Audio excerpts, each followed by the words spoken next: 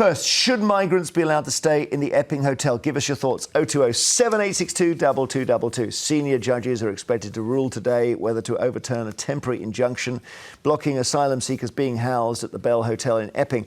The Home Office wants to challenge a High Court ruling stopping 138 asylum seekers being housed at the hotel after the 12th of September.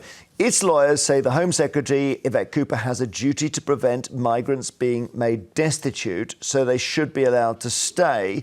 They claim that this trumps Epping Council's power to close the hotel.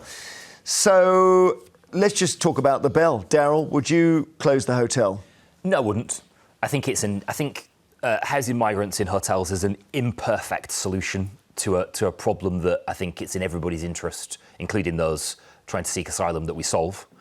I think that the use of hotels, introduced by the last government, by the way, introduced by Robert Jenrick, actually, who proudly trumpeted the fact that he was going to procure more of them before now telling us that they're an abomination that they're being used. So work that one out. But I think that they are, the legal element of this is a planning issue, right? The local councils say that the hotel isn't being used for the purpose by which it was, originally granted planning permission to be built and to operate. That's fair enough. It sort of amounts to NIMBYism, really, not in my backyard. I think the idea of sort of pitting those locals against the migrants in the hotel is really unnecessary performative cruelty. We want to get to a point, and it is government policy to get to a point, where we don't use hotels, where we don't have the backlog we have at the moment, and therefore there is no need to use a hotel to place migrants. Until such time, we have to do something, and so this seems reasonable. For the time being, you leave them in the hotel?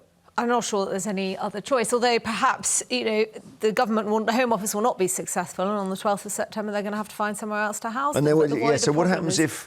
But, in the end, there is there's a local democracy thing here, isn't there, where if people have voted in a council, the council is allowed to decide whether their local hotel is used for this purpose. And that's, if they decide not, then the government has to make other plans. The council doesn't need to worry about that, does it? No, and we should all quail, as we always do, before the Britain's overmighty planning system. I can't imagine that the Home Office is going to be successful when confronted with that. But look, the wider issue is that you've got tens of thousands of people who are being housed in asylum hotels up and down the country at a huge cost of around £5 million a day. It isn't sustainable. The Home Office government is completely boxed in here because it has said that it wants to get people out of these hotels by 2029. Now, I think that events in Epping are going to bring forward that deadline quite significantly.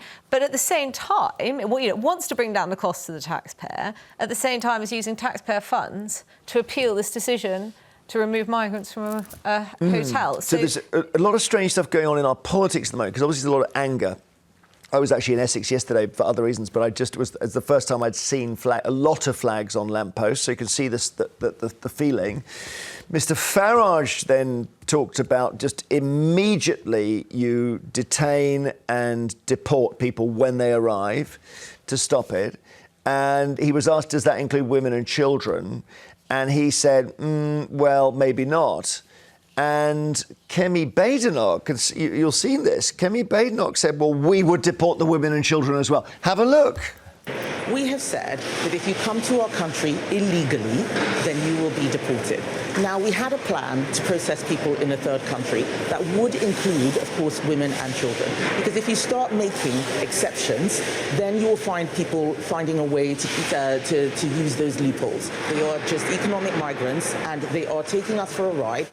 So I'm just sort of wanted to raise this because Farage appears on the right of the Conservatives, who then immediately swerve round him and go to the right of him. Yeah, what happened to this great party? I mean, for all of the criticisms of the Conservative Party, it was a party that those across the political spectrum admired, right, for its sensibility, for its, for its pragmatism, for the fact that it was about conserving something, about decency and respect, irrespective of whether or not you agreed with the philosophy and the ideology. This is awful. I mean, it is both heartless and mindless. I mean, but it's also the key thing seems to be, and I don't know where the Telegraph's going to end up. I wonder if he might become a Reform Party paper, actually.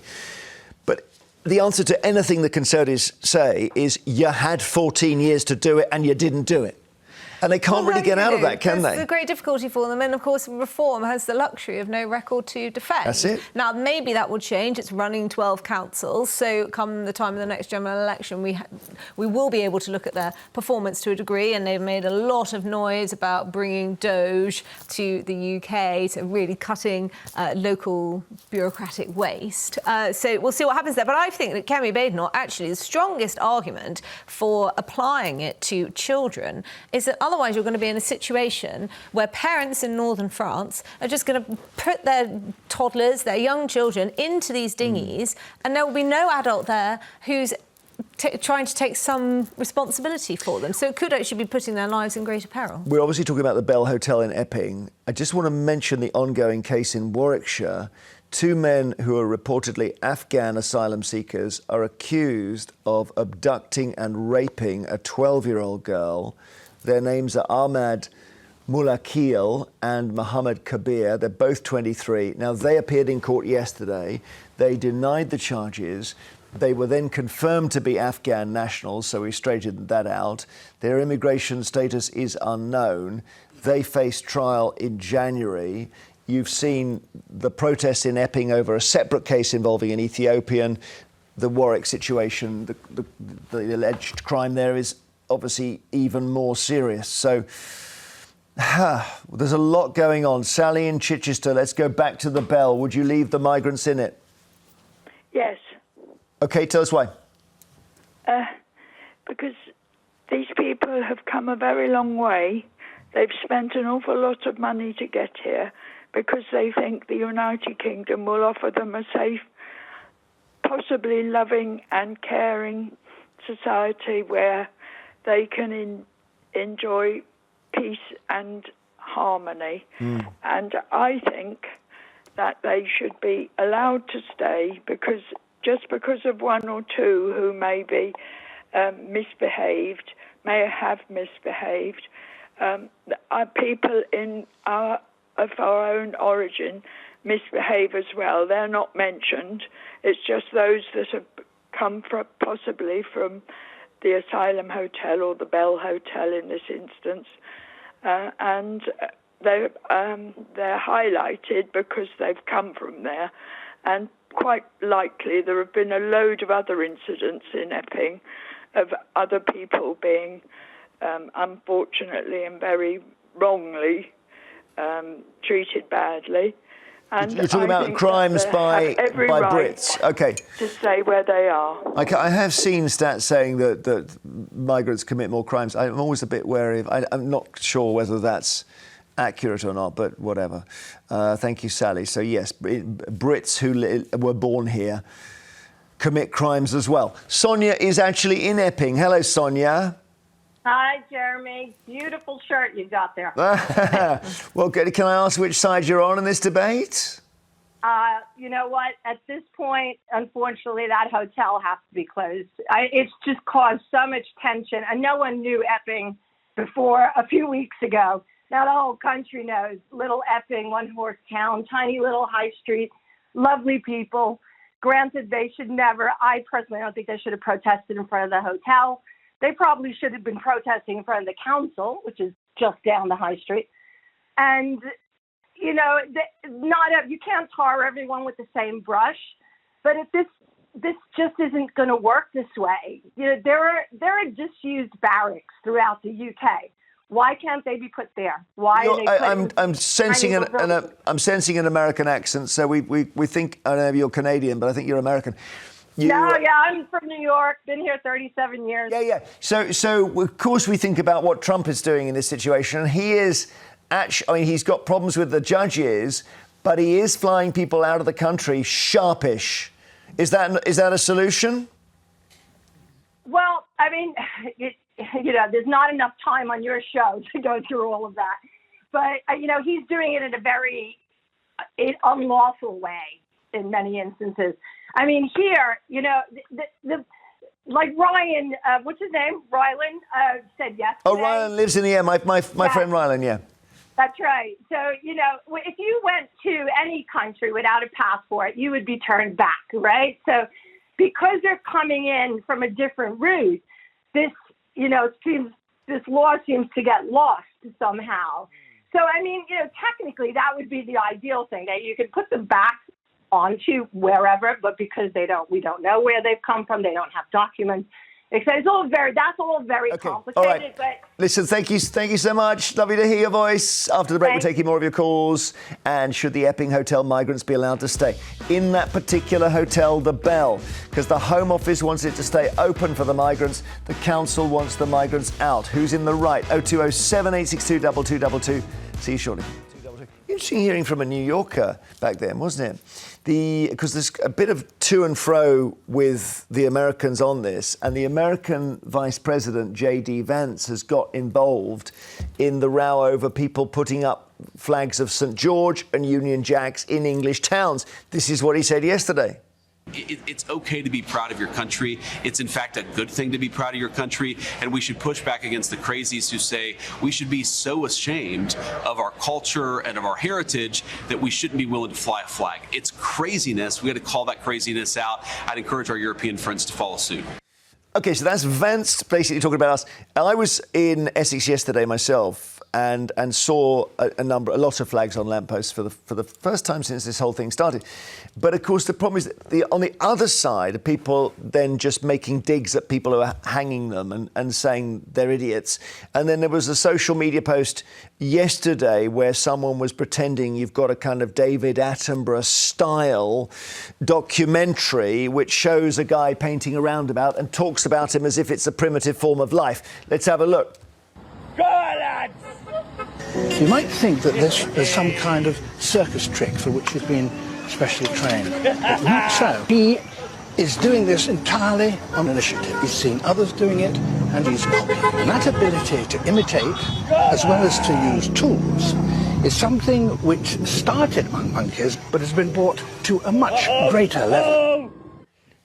It's kind of a bit snide, that, isn't it, I suppose? It's a bit gutter as if it's a posting, primitive really. Animal. Yes. Well, look, Emily Thornberry never really recovered from that social media post in Rotherham where there was a white van parked outside of a house with a St George's It was somewhere, flag. No, it was south. It wasn't Rotherham. Oh, where was it? it? I think it was Orpington. I think she was a van and a flag. Yes, it was. Or Rochester or something. It was Kent, I think, yeah. It may well have been Rochester. But yeah, Rochester, I'm told, yeah. You know, I think there was a lot of sneering from a certain strand. No, for sure, it was a disaster for her. Political class. It was a disaster for her. Yeah. And people are doing it again now. And J.D. Vance does have a point that we've forgotten how to feel patriotic in this country, and perhaps that is part of the reason why Farage, with his new strain of nationalism, has become so popular. Yeah, well, and what's wrong with that, Darryl? Well, there's nothing wrong with feeling patriotic, and you go to places like Spain or Singapore, and the flags are absolutely everywhere. Yeah. They have a different relationship with their patriotism and a different relationship with their flags. The fact of the matter is, for somebody like me, I'm 34. The vast majority of my life, the flag of St. George has been hijacked by malicious forces, like it became a symbol of the EDL, right? Has it, though? Yeah, absolutely, it became a symbol of No, but has it been hijacked? Because that might just be going on a problem in your mind. Yeah, no. Because I see it as the England football team. For sure, absolutely. And each individual will feel differently about it, and each not to sort of too fine a point on it, but each generation will feel differently about it as well, right? There's a generational element to this as well. I think we need to reclaim that flag. I think we need to reclaim that flag for what are English and British values. Well, that's what's happening now. Tolerance and decency. No, it isn't. That flag is being used as an act of aggression. There are people, when people are painting these flags on places, they are invariably doing so in a way that is aggressive. I think we've got a couple of... I'm just going to show you a couple of... Just to illustrate, I think we've got a couple of pictures of flags being painted in random... What is that? That's the roundabout, but also, a bit of road marking. I've seen them on the illuminated... OK, zebra crossings as well. Sorry, Annabel, go on. No, I was just going to ask Darryl, do you think that when people hang the Palestinian flag or the trans pride flag, they're doing so in an aggressive way? I don't... sheep? Yeah, that's a sheep, yeah. I'm not particularly sure that I do think that they're doing that in an aggressive way. The Palestinian... So why is it that hanging a Union Jack or painting the EDL? St George's flag is EDL, but Palestinian flag is not aggressive? Bear with me, because it's a bit complicated, that. But the Palestinian flag is quite complex, right? I have a Ukraine flag in my. I don't use Twitter really very much anymore, but I've got a Ukraine flag as an act of solidarity with them, and I think that there is flying a flag as an act of patriotism that is inclusive, and there is the flying the flag in a way that is aggressive and exclusionary. Understand. And that's very often where this comes from. Understand. OK, thank you. Terry in Edinburgh, back to the bell. Should it close? Yes, certainly. I certainly think it should. Because what? It's just causing too much trouble? Yes, well, everybody else seems to think so, but my point in question that nobody seems to have asked is, where are they going to move the migrants to if they close a hotel? But I know it's very selfish to say this, but if you're Essex Council, that money, let's say, is coming out of your social care budget. All you want to do is get the government to move them out of Essex. Now, I know that's selfish, but what's wrong? That's what councils are for, isn't it? To represent their own people. Yeah, yes, certainly. So they'll just move them to another council. Well, yeah. Somebody else's problem. Exactly. It's a shame. Well, then I suppose they'll get bounced all around the country, and that's when the problem gets even worse. Thank you, Terry. Just trying to put both sides here. Leslie in Merseyside, hi. Hello. Hey, what's up? Hello. Are you queuing for Olivia Dean tickets as well? Pardon? No. How's it going, Leslie? Hello. Hello, I'm here. Oh, yeah. Can you hear me okay? I can hear you now, yeah. Well done. What's going on with you?